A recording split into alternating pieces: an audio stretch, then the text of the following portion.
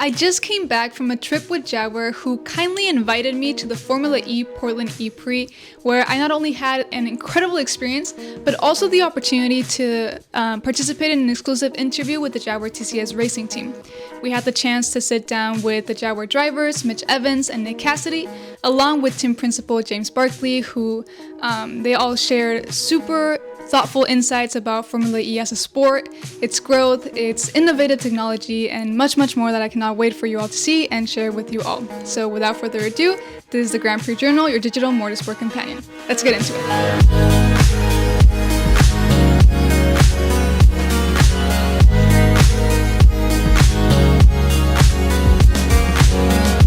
Victory in Berlin! A 1-2 for Jaguar!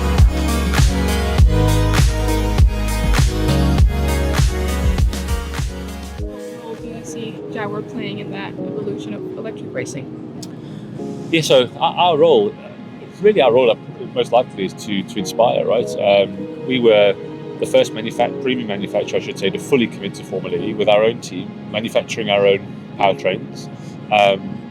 If you like the full suite, right? And at the time when I was there in the Shard in London, I'm really fortunate and very proud to be part of forming this team from the startup. And when I made that announcement at the time, the reaction was, wow, Jaguar's back, that's incredible. Formula E, white Formula E. And now the reality is very clear. I think that's been well accepted. Everyone has seen the growth that Formula E is on, and in 10 years again, it's come a long way in 10 years. So I think we've inspired other manufacturers to join us, the likes of Audi, Porsche, Mercedes, BMW, Nissan, Stellantis. They're all here now. So I think we led probably a first wave of other manufacturers going, wow, okay, this actually is a great place to be. Some stayed, some go, some have joined since then as well, and I think our role is to continue to inspire, to showcase. From our point of view, I guess it's not about, we're not doing that as a reason for being here, but I think how we deliver our racing team, how we showcase the professionalism, how we run our operations, how we create amazing communications to engage and excite fans, the work we're doing with our partners, right? We're here to win races and win championships, but we're also developing solutions which will mean that road cars become more efficient in the future. We're developing and transferring that technology to our core teams in JLR, but we're also developing sustainability solutions, right? Not everything we do is about pure performance. We've done some amazing things, working like even Castrol, where we've re-refined the oils in our car to create circularity. So I think, our role is to showcase this is a pinnacle of electric racing, showcasing how a manufacturer can utilize it. And we want to just bring a lot of passion for the Jaguar brand. You don't do this if you want an easy life. This is world-class competition, but I think people respect and enjoy that, and we create great entertainment at the heart of it. It's a sport with purpose, but it's a sport which entertains to a huge degree, I think, as well.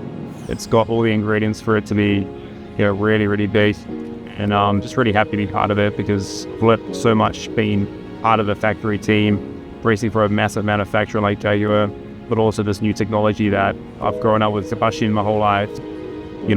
I've learned all that side of it, but this has got all of that. Plus, in terms of the mechanical engineering side, it's exactly the same, but this new element, which is really fascinating, which is obviously the electrification, which is just completely new to everyone. So learning all the time. Ultimately, I think that we have a fantastic race of products. Championship and qualifying is super, super tight, but yet, we still have exciting races and races that are pretty crazy. I don't know how you guys find watching Formula E, but certainly from the driving point of view, we never know who's going to win until right at the end, and it kind of keeps us as drivers really hooked. We see this as a long-term commitment to the sport as part of Jaguar's DNA. This is the pinnacle of electric racing, and as an all-electric car company from 2025, this is our Formula One, is my way of explaining it, right?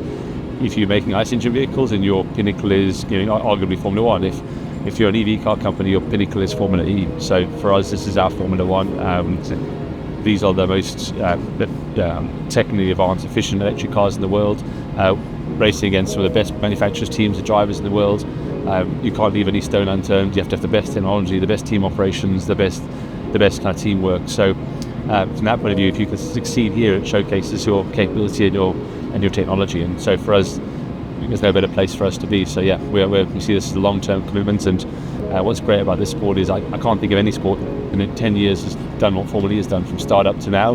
We'll be at 400 million fans, maybe exceeding that this year, which is a phenomenal growth from start up 10 years ago.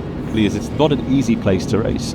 And if you talk to any driver both those in the championship, those who've been here, they'll tell you that this is it's not for the meek, right? You get caught out very quickly in Formula E. Not only do you have to have incredible one-lap pace, you have to have amazing management skills in the car during the race. We don't have a lot of the automatic telemetry that other categories have. The drivers are relaying a lot of information.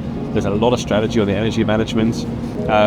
And a lot of drivers they almost reach an overload in the car, and then they can't race well. We've seen world-class talent come in here and really struggle. So it's the amount of management drivers have to do, it's not an easy place. So I think, again, that quality, we are seeing drivers look at Formula E and some go, I'm not sure I want that challenge. And you see some who embrace it and love it and do a phenomenal job.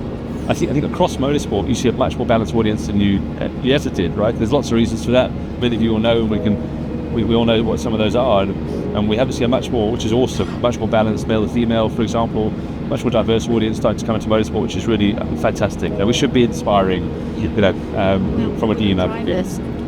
And from drive point of view, yeah, so absolutely. We actually later this year, Formula E announced that there'll be an all-female test in Valencia, which is fantastic news.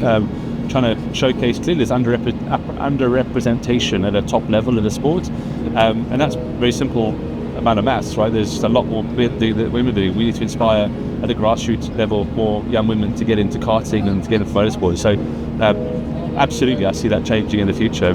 Yeah, I think as a sport, we've done that before. We've had female rookie drivers like Jamie Chadwick. Really proud to see Jamie. She's a rookie driver for us. She's doing an amazing job this year in the US, and has done an amazing job the last few years. Yeah, we're just at the calendar now, and so things are starting to shape up. I drove the car for the first time last week. The car is, in a lot of ways, very similar, to be honest. It's very similar, basically the same regulation, so the same amount of power, and the powertrain is very similar, to be honest, but obviously there's a few changes to aesthetically to the bodywork, so the aero platform will change very slightly, even though we don't depend on it a huge amount.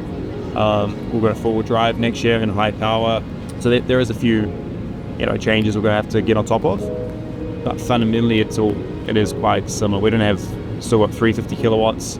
Even though we go to four-wheel drive, we still have the same amount of power. We just can use the front loader to assist with that. We have our design team. We're designing and developing our future cars. So our design group, our performance group here at the track, but our design group have done a phenomenal job. They've delivered year on year a better car every time. The Jaguar I-Type 6 we're racing now is our most successful Formula E car in our history. More podiums, more wins than any other car here in Formula E. But we're not complacent. We have amazing competitors that are innovating at every corner, and so we've just got to keep our head down, keep developing. But it's not easy, and it's about being open-minded about how we can continue to evolve. People say, we know what an electric motor is now, but there's much more development still to come in that arena. We're still pushing inverter technology, so yeah, the journey never ends, but that's what we love.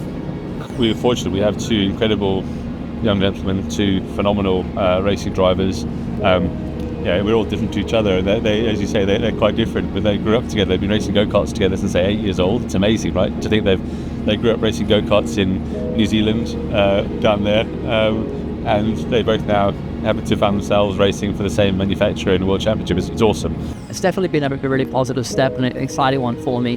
Being with a manufacturer in motorsport is firstly almost a goal for any driver. So that was a huge career tick, but then I think from a performance side as well, it's just been, I'm given a package that I'm obviously used to because of having that access with Envision last year, but just having that extra bit of involvement and development and understanding when the system's behind the scene. Always wanting to make myself better or improve our car, our team, and I think that mindset is a positive. From the outside might look negative, but I think it's just, in this game, no one stands still on performance, so you'd always chase that next thing. I feel like this year we've just been a little bit more complete. Obviously, Nick's come on board. Nick was super strong last year. He finished second, just in front of me in the championship. So I think the combination with me and him, we've gelled really well and we're both performing well. He's leading the team the drives at the moment. I'm third.